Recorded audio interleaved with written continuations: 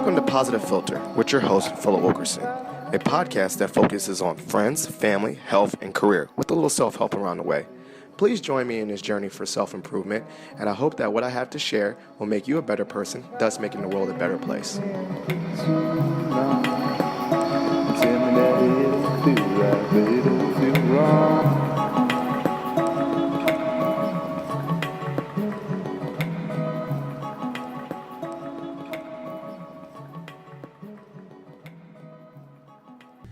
Hey, Positive Philter listeners, it's Philip Wilkerson back with another episode of Positive Philter.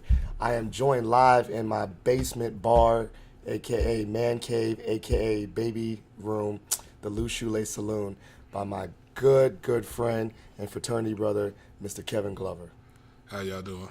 So, me and Brother Glover over here decided we were going to do a podcast episode, and I was trying to think of a particular topic, and usually when I think of topics, I think of ones that are applicable to me in this situation because it's usually about me and my positive filterness.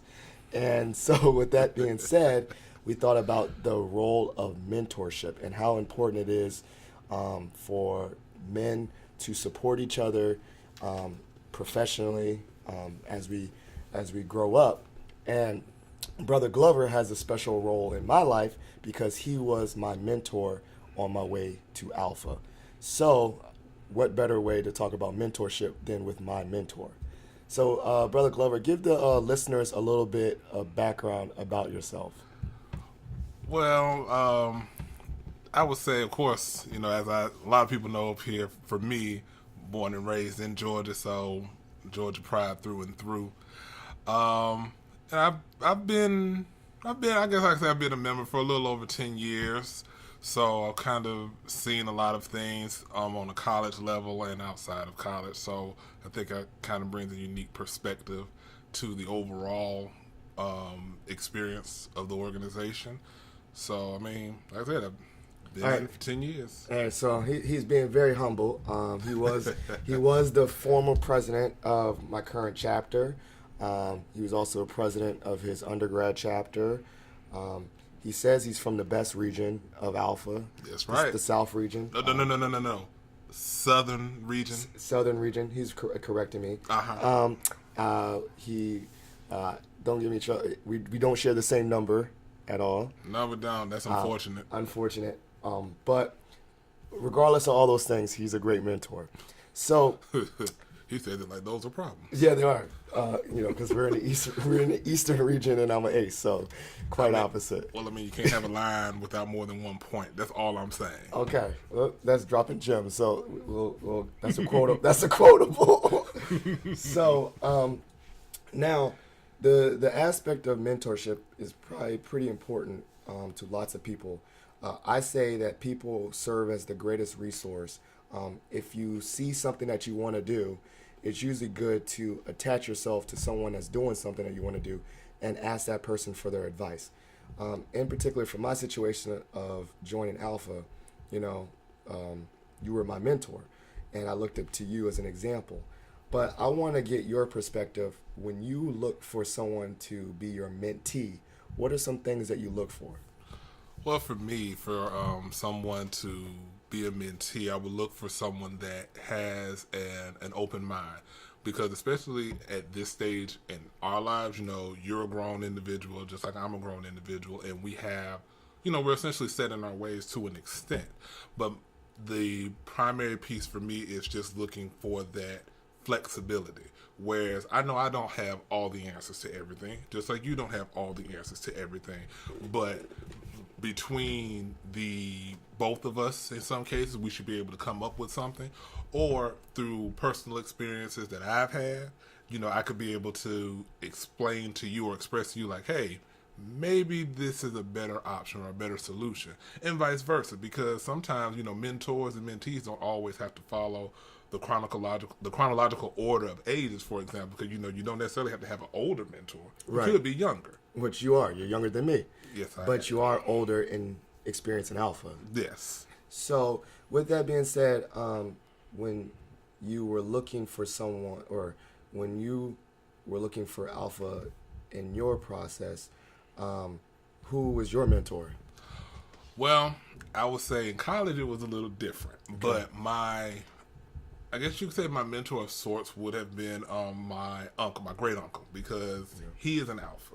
Okay. And like I said, fraternities and things like that run deep in my family anyway. But because I went to school at such a great distance away from home, ironically enough, at my home chapter, my advisor was my uncle's line brother back in the 70s. Wow. So he actually served as that gap and actually just called me by my uncle's name, which is nowhere close to my name. But out of respect, I answered and responded accordingly.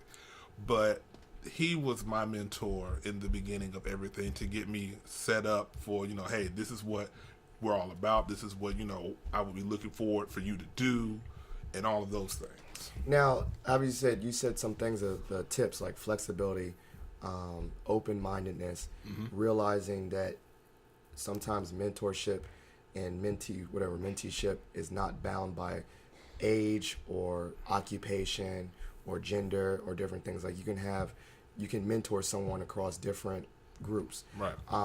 But what would be some obstacles? You said some tips, but what would be some obstacles mainly on, I would say, the mentorship part, and then I'll say maybe an obstacle on the mentee side?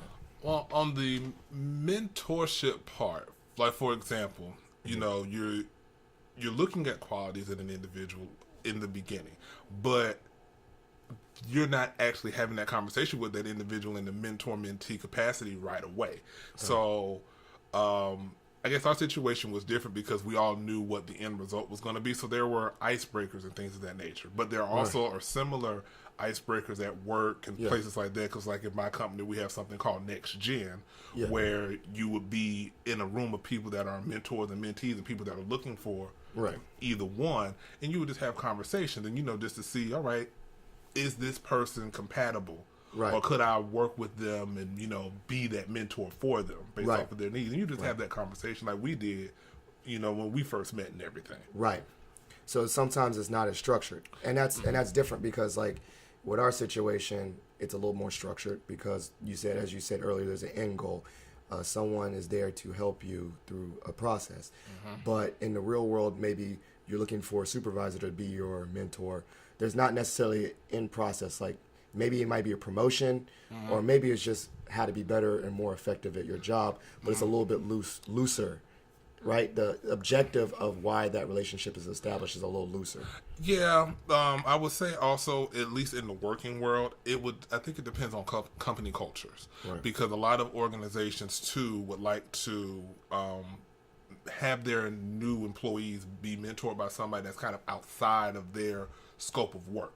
Okay. Like, for example, me being in my particular field in HR, I wouldn't necessarily have a mentor in HR that's in employee relations. I may have a mentor that's in HR, but that's just in maybe recruiting or talent acquisitions or something like that. Right. Just because it's a different aspect of the role. Right. Because you don't want to really get into groupthink in that aspect, but that's career-wise. Right. So, and that's kind of, at least that's how we're doing it in my current organization, and I've seen trends where other organizations are doing that as well, with pairing employees with mentors and things. But they're pairing mentors in different departments because they don't cross something, or I don't know. Why would they? It's cross different departments. Well, just different thoughts, different ideas. Because when you're in your department, you have this process. Like you do something from A to B, and this is the way you get there. Right. Whereas you have somebody in another department, you're not necessarily doing the same things or handling the same processes. Right. They're handling something completely different than you, but they're still able to relate to you and what you're trying to do in your career because they're still in a related field, just not in that specialty. Right. Got it. That's interesting. Now, some people are more, I've met certain people that are like, free for all, I'll mentor everyone under the sun. And they kind of stretch themselves a little too thin. We're like, I'll mentor anybody. Right. I'll take on anyone. And there's people that are more selective, like, if I'm going to take the time to mentor this person, I'm going to be very selective. Which one are you? It would be the second. And why so? And how's that exhibited? Well, the petty reason is because one is the second option. Okay. You did not know. And I am a deuce, by the way. That's why the second option is the better option. Okay. Right. You can write that down, sir. All right. All right. Jim, another. But the other reason why, too, is like I stated before, everybody isn't receptive to your particular style of mentoring. Okay. We can't save the world, which is another thing which stretches yourself too thin. You'll burn yourself out, and then you're really just going through the motion. You're not really helping the person. You're just doing it to do it. Right. Whereas if you really are selective and you're focused on someone, you're really putting in this time, effort, and energy. Right. And hopefully the person that you are mentoring is absorbing that and sensing that as well, to see like, hey, this person is really investing in me. Right. I should really, take in what is being told to me and, just give it a chance. Right. Now, and I think that's really good. And another thing that came to my mind, and I'm trying to think about it, is that you give yourself, you select this person, you're mentoring them, and you're helping them. What do you as a mentor get out of it? Because obviously there's a mutual beneficial part to this. I mean, people would do this for some reason. What do you get out of being a mentor? Personally, it's the right thing for me. Knowing that I can help you get to a point that you weren't able to achieve on your own, and just the fact that you were willing to accept my help to guide you into the direction that you need to go is gratification enough for me. If you can go on to do great things, but you have a good foundation to build upon. Right. And especially in this organization, having that solid foundation is very important, because it will determine which way you go. Because right. if you have a strong foundation, you know what it is that needs to be done, what it takes, what to look for, right. and all of those things. Whereas if you have a shaky foundation, the minute adversity pops up, foundation will crumble, and you'll just throw your hands up and say, oh, well. Right. And I think that, we'll say, no shade because this is Positive Philter. Some people don't have as involved mentors as I had. Mm-hmm. And so you can see that being reflective mm-hmm. and being what per se unprepared or not ready to face adversity, as you said, or just also seem a little bit more lost. So the lack of preparation, and this is also to the bigger scope when you see people being mentored half-assed per se. Yeah, you will not see, you'll see that being reflective, right? Mm-hmm. Because that person that doesn't have a mentor that gives them full effort, it shows up in their preparation, right? It shows up in their in effectiveness. I guess, would you agree with that statement? I completely agree with that statement. It's and that's just about in every aspect of life. Mm-hmm. People that are prepared for certain situations had somebody that was able to prepare them in a good manner. Right. But it goes back to what you were saying before, when people were just, I'll be a mentor to everybody. Right. But you see the result of that. Yeah. And so the interesting thing about situations like that is some of those mentees that actually see that distinguishability between you and them, and how do you know so much, and how are you so fine-tuned to this process and these actions, and I'm not. But then it takes a very big person to actually go to somebody else other than their original mentor to get the information and to get that positive spin to get them in line with where you would be. Right. That makes sense. I mean, that's almost like similar to if you saw someone, you're playing football or something like that, and you see a team that's more well prepared, then you start looking at your own coach and you're saying, like, how come our coach didn't prepare him like this? And then you kind of want to jump teams and then go to the other team. Like, yeah, that's just my that's a good analogy that came to my head. And it's a matter of lack of preparation. And then usually with that aspect of coaching, you see certain coaches that prepare their players by going the extra mile. They probably look at more film. They invest more in their players. And I will say this much too. In the beginning, for myself, I was one of the ones that I would help everybody. But in the college aspect, it was a little different because there are different rules. Okay. So it was a lot of, okay, yes, I'm gonna sign on. You're gonna be with me. Great. Mm-hmm. Now, as time went, I've refined what I've done. And as I've gotten older, it's sort of like I was just told at work, you own your signature. And it really sits in after you leave college and you're in the adult world and responsible for things. Right. And you have to sign for everything. Like, you are putting your reputation on the line, and your reputation at this point really is all you have. And I'm glad you fed into that because I think when we were talking about our notes, I think when we developed our outline, that was one thing I just specifically said is that, do you feel this responsibility? Your name is on someone else. And so that could be, like risk reward. That could be a risk, right? You're putting, because the actions of someone else you can't control. So if you put your name on someone else, but then they do something crazy, you're like, dang, you can't really predict that. So is there a little bit of risk of being a mentor? You think? There is a risk. There's a very big risk. But what is life without risk? Right. Because you can only vet somebody to a certain degree. Okay. Because people can tell you exactly what you want to hear. Right. That's everywhere. And people do that all the time at work. Right. But the fact of the matter is, everybody's not going to be a gem. You are going to have a few duds. But the thing about it is, for those that have those reputations, being able to stand on your reputation, even if you have somebody that doesn't necessarily meet the standards that somebody would expect of you. Right. But the people that know you would know this has to be an anomaly, because so-and-so would never have somebody like this. Oh, like you have a reputation of mentoring such good people over and over and over again, that when you do get a dud, that doesn't reflect on you. Because you'll be like, oh, there must have been something about that person. He's off. Right. Because, the thing is, your work should speak for itself. Right. So even, you have great people that you mentoring and they do good work along with you doing good work, and you have a track record to prove it. Right. Bumps on the road happen. Right. And the thing is, that shouldn't deter you from being a mentor. Yeah. Because it's life. Yeah, it shouldn't burn you so much that you don't want to do it again. No, it's just, you should just fine-tune what you're looking for, and maybe that'll help weed that issue out for the next time. So we did talk about what you look for in a person, like, openness, flexibility.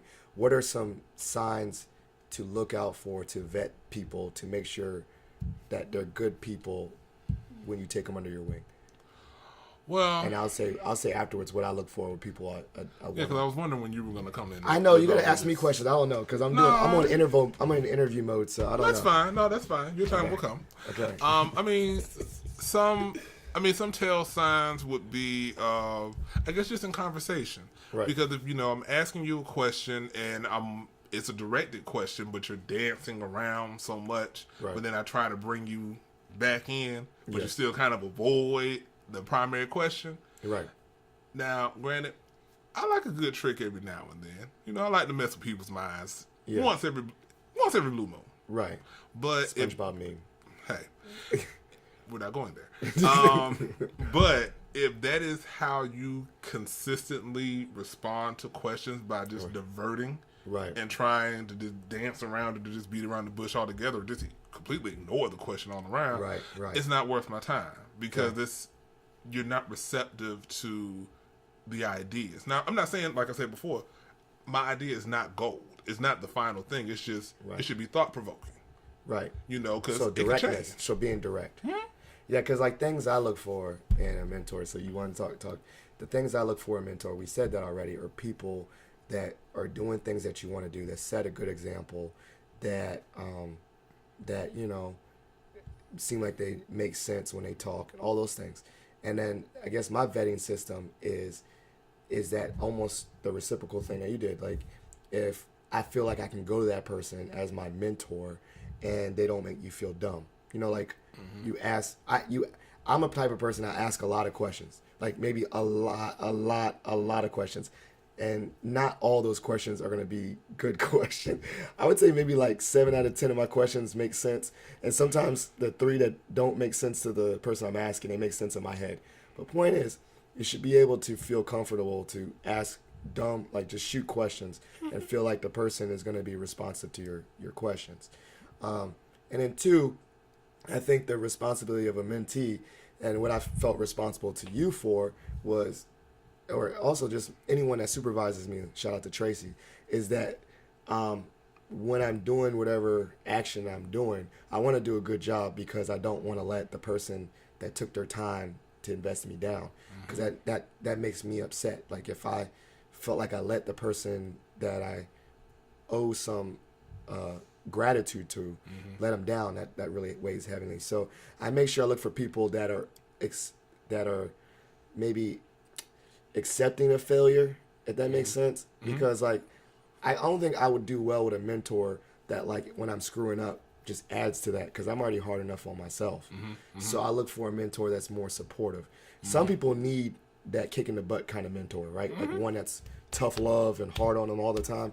I don't think I need that, because tough love and hard on someone all the time, that doesn't work for me. That's not my learning style. I don't do well with people that just beat me down, because I beat myself down quite often. Well, I think that somebody that's actually a good mentor will be able to identify how best to communicate with the person that they're mentoring. Because a big thing for me is, and I'm pretty sure you could attest to it as well, some lessons I feel should be learned through the school of hard knocks. Not in the aspect of you failing and me piling on. It's, you need to go through this, and then I will explain to you why it happened the way it did. Because one, I want to see how your thought process is before intervention. Because just me saying, okay, well, no, you should do this and you should do that, or maybe you should think about doing this way first, you'll never really get the full experience as to, I thought this first, it didn't work out, and then I explained to you, yeah, it's probably because of this, this, and this. However, you wouldn't know about it, but I still want you to see what that action yielded. Because curiosity is in the best of us anyway. Because if I tell you everything you're supposed to do, how to do it, when to do it, and how much to do it, you'll do it, but you'll still wonder, like, well, what happened if I did this instead? Or it's not really a lesson, actually. Like, like, I know a lot of school teachers, right? You can teach someone a formula and just go da da da, but that's not really learning. You want someone to be able to apply formulas or things or concepts outside of just A, B, and C. So I guess I can connect that to mentorship. You don't want to just tell everyone the answers to do something. You want to know that they can start processing things on their own, coming to answers on their own. Yes, trial and error is an acceptable thing for me, especially in mentorship. Now, there are some things that, and there are some things where I'll just say, no, this is the way it goes. Yeah. There's no deviation. But you have to know how to set those parameters on those mandatory things, but also still leave the flexibility for trial and error. Because one, the trial and error actually strengthens the bond, because you've tried something, didn't work out, and then you're both working through things together. And the way you're thinking about how to fix a solution or address a solution may be a new way that the mentor never even thought of, but with a few tweaks, it's something great. Right, that makes sense. That makes a lot of sense. 360 learning. Yeah. Oh, 360 learning. I actually see, man. We're some career people, because I heard about 360 learning, and then that's like my supervisor went through that, where you're supposed to give the feedback to the person that's your supervisor, so they can see how people receive their supervision. The HR. It's the HR in me. I can't turn it off sometimes. 360 learning. Yeah. Yes. So yeah, can you explain that real quick for people that don't even know what 360 learning is? Well, 360 learning and 360 reviews are a little different, because it sounded like you were talking about 360 performance review. Yeah, I think I was. Okay, so 360 performance review, real briefly, is typical performance review you would have at work, where you would write a summary about yourself, give it to your manager, but in the flip of that as well, you also get to write a brief summary about your manager and how they've interacted with you and things of that nature. Questions will be a little different. Just like they can see what you wrote about yourself, you can see what they wrote about you, the same can happen. But in the 360 review, the piece that you write about your supervisor also goes to their supervisor for review as well. Wow. Okay. If it's set up the right way.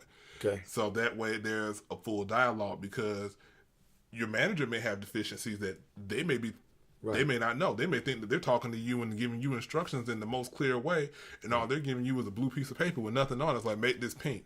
And you don't understand what's going on. Right. Yeah. So what's the other one? The difference? You said the learning one.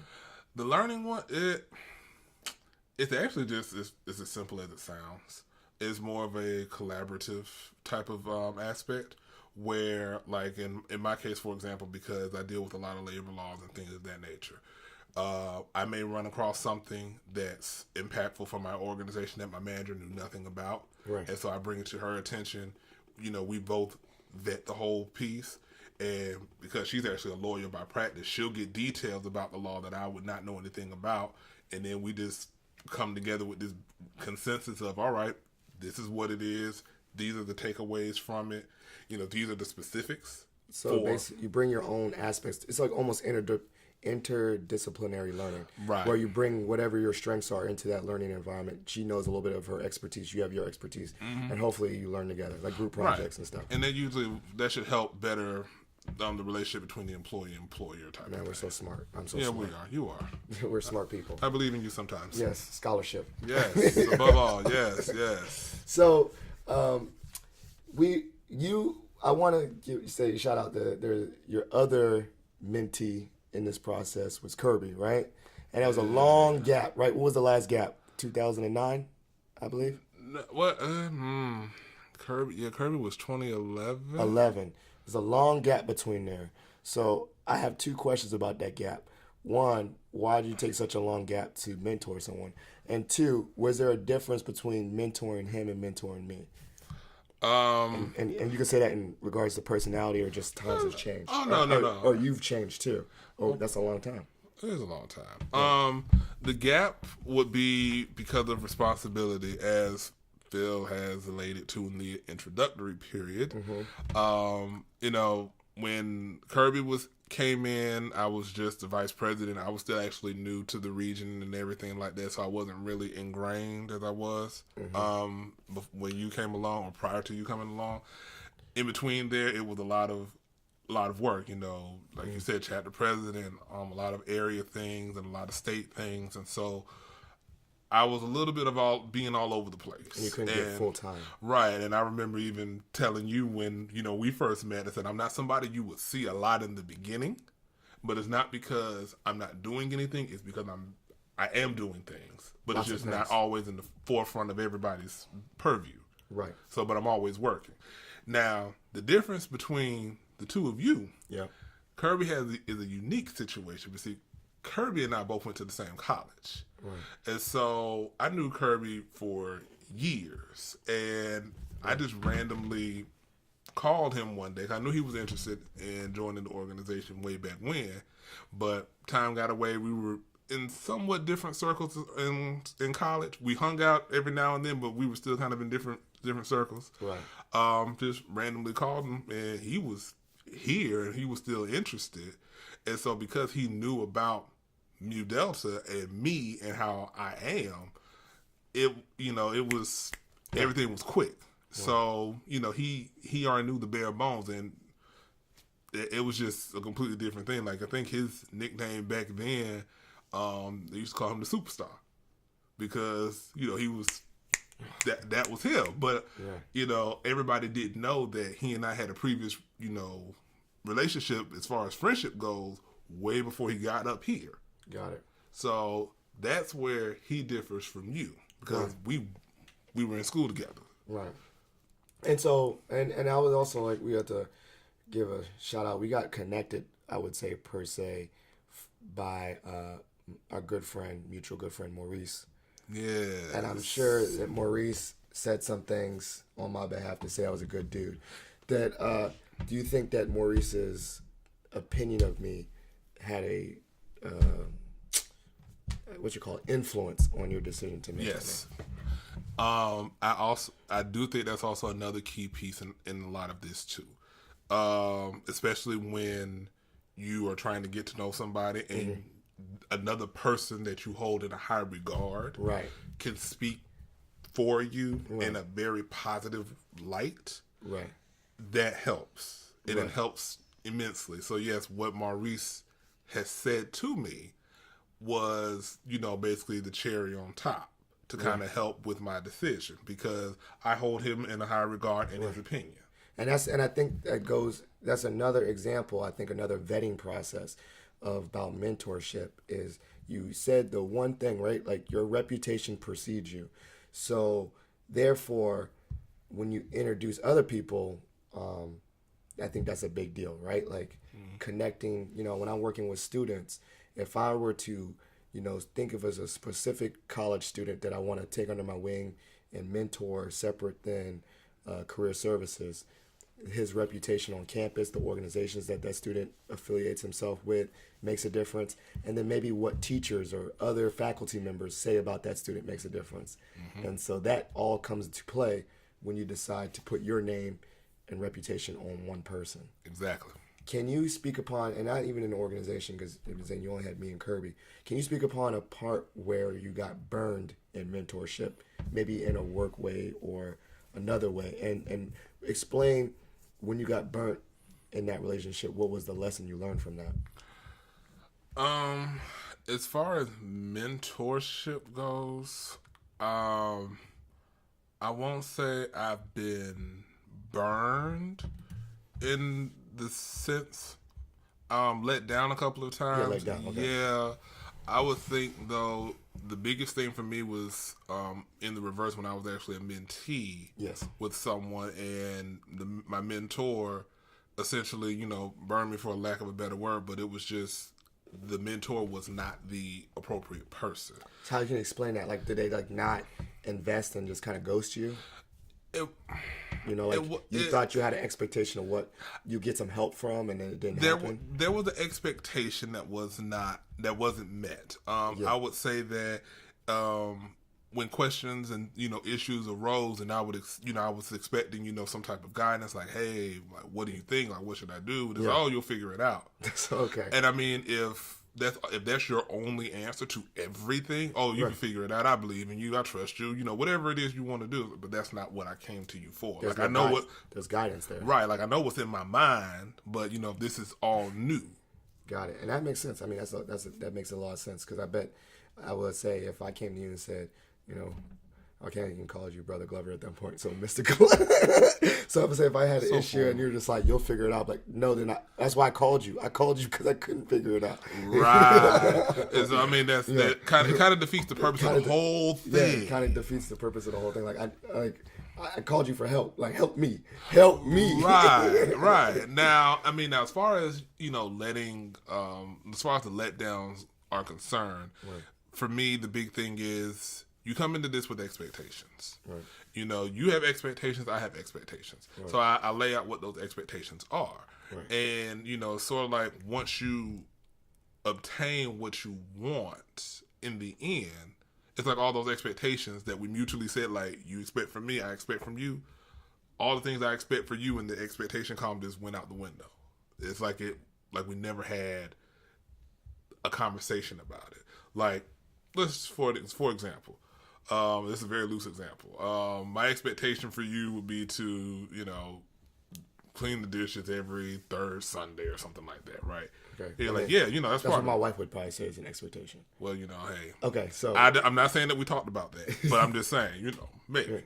But then after you get this shiny gold star that you've been working for a month, right. After you get this star, you forget all about the dishes. You're like, whatever. I got what I want. I got what I want out of you. Right. So, I mean, what I'm hearing is that sometimes, too, what could be frustrating for mentors, I would say, is that after you help someone achieve their goals, they forget to be grateful, one, and then they forget the basic things.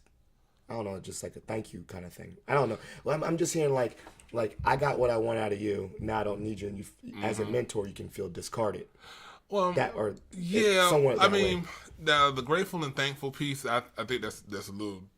That should be over here. I get where you're going with that. Yeah. But I would say that it's sort of like a teacher and a student type of thing. Like you get what you want out of all of this, but you forget the teachings around it. It's like instead of remembering how to build this house, you just walk into the house all the time, and you just think anytime you walk into the house, like, this is going to be perfect and beautiful, whatever. Gotcha. You forget the process. You forget the process, right? Got it. Okay. So you just expect everything is going to be this, and it's not. There's still right? Because you're going to run into situations where it's not going to be what you want. But how can you adjust to this situation? Right. What did you do previously when things didn't go this way? Right. That makes sense. You just forget all of that. But then when it gets bad enough, that's when you remember, let me call so-and-so. I had a mentor. Maybe they'll know. That's the only time they come back. Right. Exactly. Right. That makes sense. Because I would say, I mean, this is, and we talk about this when we process it. After I crossed, right, it was still like I had identity crisis. Like, I still did not feel like feel the alpha yet. Like, it took me almost like I don't know, I would say like a solid month before I felt like I could say my name was Brother Wilkerson. Like I still forgot like that what I was. I see people like, oh, that's right. It's like I'm in this organization, and I would say still, in addition to starting a new job, I feel like both of those arenas, I felt like I wasn't fully, a Masonite or George Mason person yet. I didn't have my identity on campus, and I still don't think I had an identity within this organization. And I'm still learning that as I go. Going to more meetings and participating more, trying to take on additional side things and activities and chapter events. So I would say for me, the end goal of what our mentor relationship is not over, because I still have no clue what I'm doing half the time. So I don't know. I think that sometimes that's another thing I realize for the mentor-mentee relationship is that maybe it's like milestones. Like, you help me get in, I'm in, but there's still milestones like, what if I want to be an officer? And I need to ask your advice for that. What if I want to go to my first convention? Ask your advice. I feel like there's still mentorship opportunities, and there's still mentee opportunities, as opposed to it was just a closed door. You got me in, holla at you, thanks, done. Right. And I think that can be, and we're trying to connect this to not just alpha. I feel like that's the same thing for work, right? Someone helps you as a mentor get a new job, but then you might still need to rely on that mentor, like, well, you helped me become a supervisor, but what are some things that you do as a supervisor? Yeah. And I think sometimes this is the flip side. I think a lot of mentees think, hey, I got to what I wanted, I don't need no more help.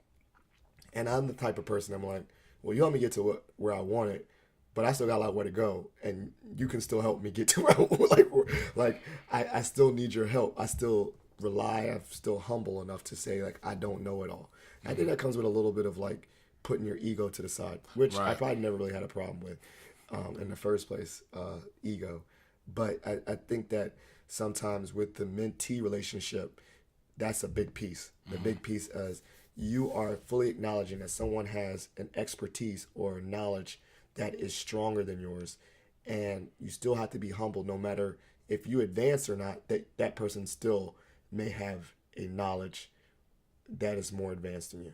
Right. A lot of people can't admit that. They're like, I got in, I did whatever, I'm the expert now already. And you're like, you're not really an expert yet. Like, you can't be an expert and you just started. No, you're right. And I mean, the big thing for me in that realm, and I can speak to the mentor piece for Alpha, is, and I've told you this before, and this is for any Greek letter organization, if anybody out there is a prospective member of any organization, yes, hear my words carefully, because I've said this in interest meetings in college, and I've said them here. Right.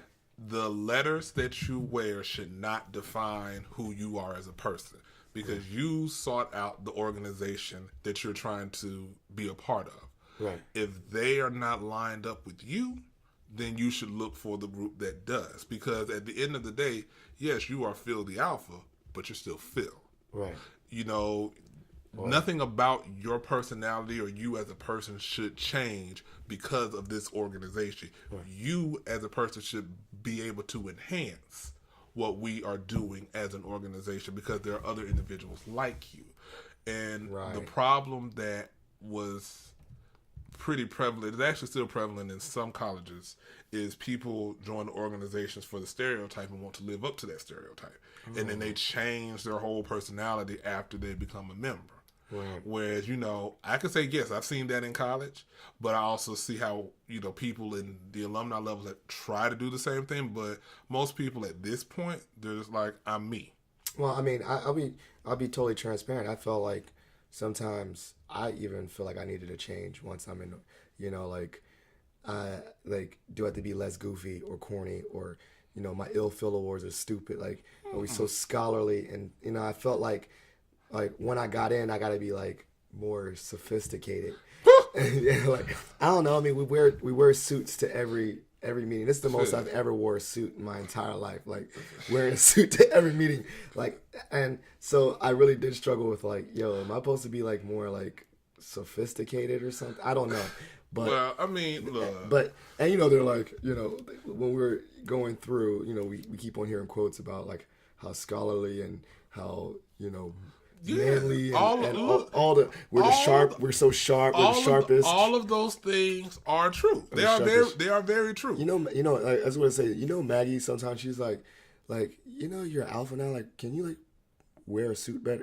My wife even gets on me about that. You know what I'm saying? Well, I mean, I do believe a man should have a properly fitted suit. Yeah, because like, for instance, my tuxedo at the ball was a little too big. Again, I didn't say anything about that. No, I did. No, I knew it did. But it was like a zoot suit. But I will say this though, and I've told you this as well. Even when we were doing the mentorship and after the mentorship, the person that you see in front of you right now, the straightforward, sometimes abrasive individual, right. I'm going to be me before, right. during, and after. Right. Because I think, being honest about who you are to your mentee so they can see, hey, he was real from day one. Right. Nothing has changed. And that's just that. I mean, did you have the growing pains or identity struggle? Some people have it less than others. And I think maybe what that comes down to is if you're more firm and confident in who you were before. Because some people that are more firm and confident in before can stand to that statement like, oh, they're just adding the alpha to my name. Some people that had a little bit of, confidence issues, I would say myself, being confident in what they are or who they are and what they bring to an organization may struggle a little bit with the growing pains of. And like I said, we already talked about it offline about the confidence, even not just alpha, about confidence at work, confidence in being a new father, like new roles. Sometimes I struggle with new roles because it's that confidence. Like, am I going to be a good dad? Then I was a pretty good dad to Bennett. But then I had another kid. I'm like, am I going to be a good dad to two kids? Then I struggle being a dad to Miles and Bennett. But I'm finally hitting my groove. Right. I'm like, am I going to be good at career counseling at Mason? And I struggled, but then I'm good. Am I going to be good at being a member of Alpha? I struggle, but I feel like I'm getting better. Mm-hmm. But I'm that type of person that has growing pains because of confidence. Mm-hmm. Did you have that when you start new roles? Some people are better at that, but do you? So I'll say in the two aspects with Alpha and then career-wise. Yeah. Alpha-wise, I would say not really, only because when I joined, my chapter was actually off the yard for a while. Okay. And so the individual, because there was only two of us at the time, my line brother and I, we were good. And then the line before us, which was only 3 people. So it was like a contingency of 5 of us. But we all kind of knew of each other at the time anyway. And then I would say, we all knew what the goal was. We're back. We're trying to get established, get stable. So we had the same goals in mind. So, we were all in the same thing. So, they were only a few months, in the organization longer than I was. Gotcha. So you're all newbies together. Right. And then, having... We don't say newbies, though. They're called neos, but we're... Essentially. I mean, but, having the advisor that I had, shout out to my advisor, Carl Wilson. Got him. He was a good mentor for all of us because he knew what we should be doing, how it should look and everything. Right. But he also knew that, we were college kids, and so we weren't going to do everything the same way it was done in the 70s. Now, whereas with career-wise, you have those jitters in the beginning, like, am I right for this role? Did I make a mistake? Did they make a mistake? Are they going to, what, these mistakes going to... Yeah, they're going to catch on. Right. But then, you have to realize, like, hey, I interviewed out of a candidacy pool of whomever. Right. And, of course, for my role, we kind of see who those candidates are. But, it's like out of all of these people, I was selected. Right. And then, too, it was also a double whammy for me because I intentionally moved far away from home because, you're being told, like, oh, yeah, you're really good at this, you're really good at that. But it was more, are you just saying that because of, who I am or who my family is or who, that's related to me, that type of thing? Or am I really good at what I do? So, you want to be on your own. I wanted to be on my own to see, am I really as good as people said? Yeah, on your own reputation. On my own. You're on your own name, on your own signature. Exactly. I got that. That makes sense. Because I would say that, too, it's funny, I can preach this confidence to other kids. because every time I talked to a kid, I was like, you know, I used to every time I got a job interview, I was super confident for a job interview because I said, well, for me to get selected for a job interview means they saw something on my resume that was worth me bringing in. So usually I treated every interview as I'm just sealing the deal that I am reconfirming why they should have brought me in for an interview. So it's funny I can say that cocky, very confident to other students and say that for interviews, but just sometimes in certain situations, I don't have that same confidence in myself. And so that's something I'm working at, you know. So it's a learning process, and it's always easier to tell other people how to be confident than be confident yourself. Of course. And it's always easier to live it, different thing. So I don't know. I mean, we did pretty well. I mean, I'm feeling like we're dropping so many jewels on here. You saw that, right? Play on words. I see it. So let me see. Let's see if we have anything else that we left. Brother. Oh yeah. So what does brotherhood and support mean to you right now? Brotherhood and support. Yeah. Well, brotherhood, outside of the obvious definition of the word, is really to me just somebody that you can lean on, count on, call. You know, if you need something. Now, granted, you shouldn't only call your brother when you actually need something. Right.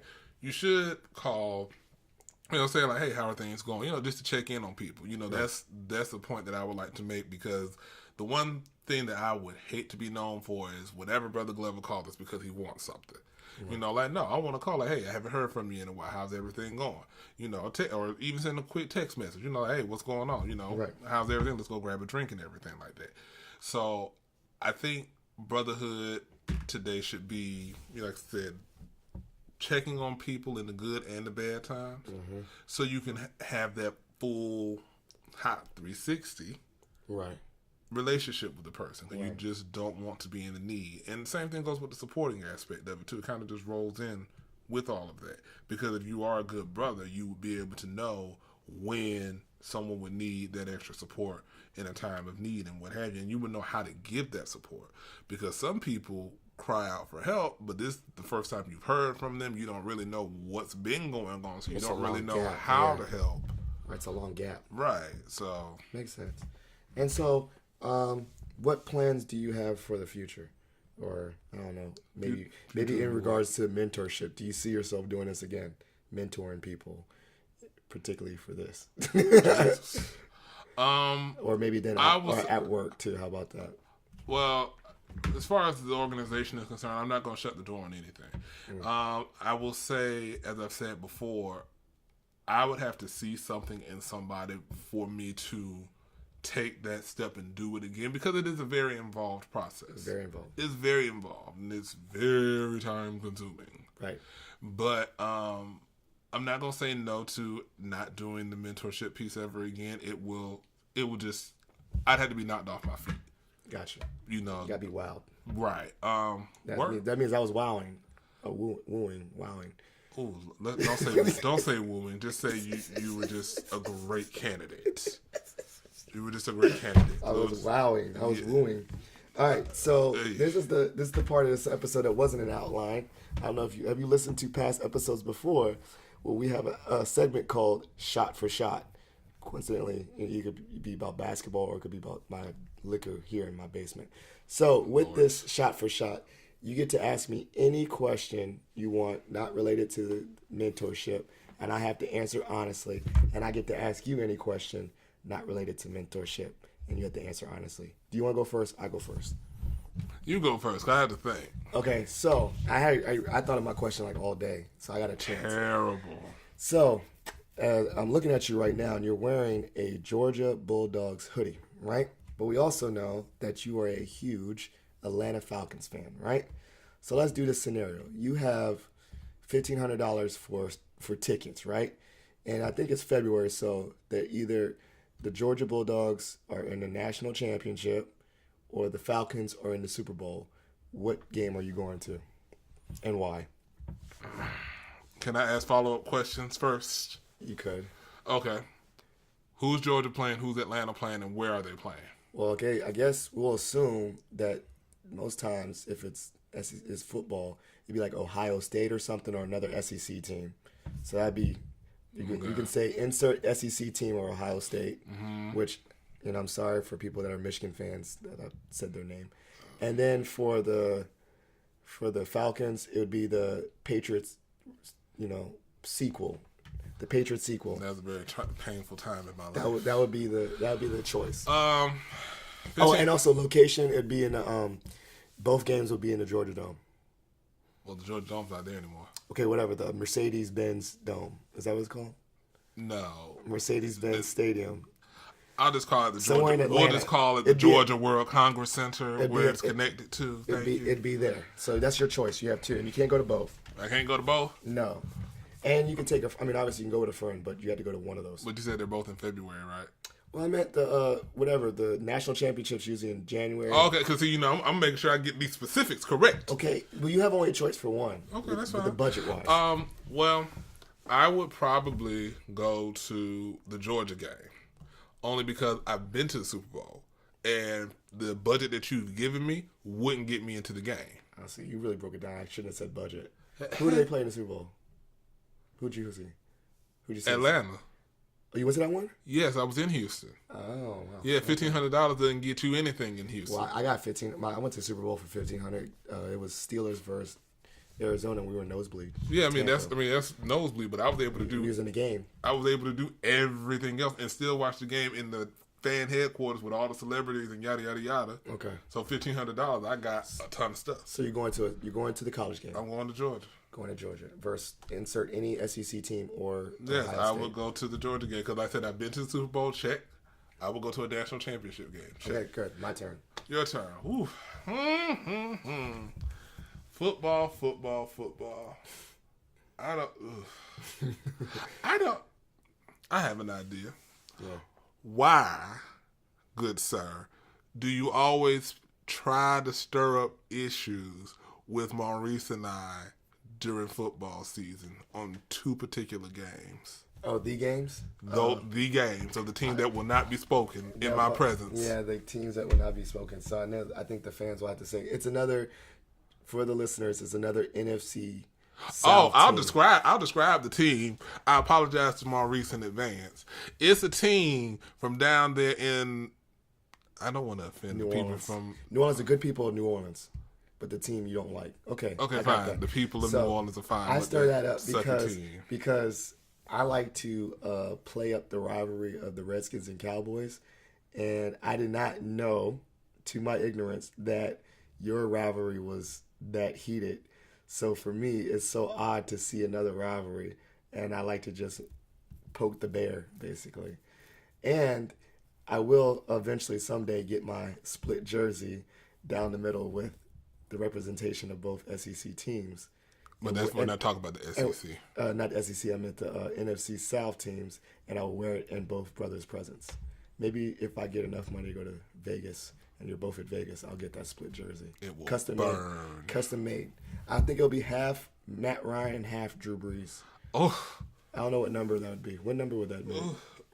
Oh, jeez. So, Matt Ryan is a 2. So, okay.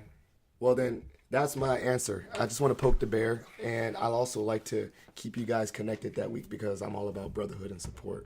So by me checking in with both of you during that game, I'm showing that I support both of you guys. Lies, lies, and more lies.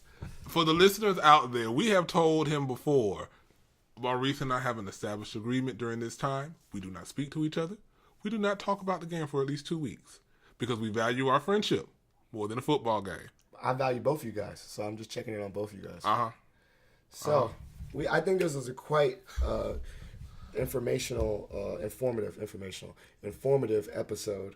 I think we really talked about some things about mentorship. I think particularly one of the things that I want to drop is one of the programs that my chapter does that gives me the opportunity to mentor is going back to my old high school, Mount Vernon, and doing Men of Vision and Promise MVP program. And so that's my opportunity to mentor, and I really enjoy that. So I did it one time, and I definitely, Brother Thurman put me on board. I already told you in the emails, but you better not forget, put me on board for that for continuous semesters. That's something I'm not going to let go. I definitely love that opportunity. this is your opportunity, Brother Glover. Any plugs or shout outs, people you want to shout out, go ahead and do the list of people you want to shout out. Oh, a list. Or whatever, a couple of people. And then any plugs and, social media or people that you want to catch up with you. As far as shout outs are concerned individually, I just, thank you for bringing me on to the podcast, Phil. It's fun.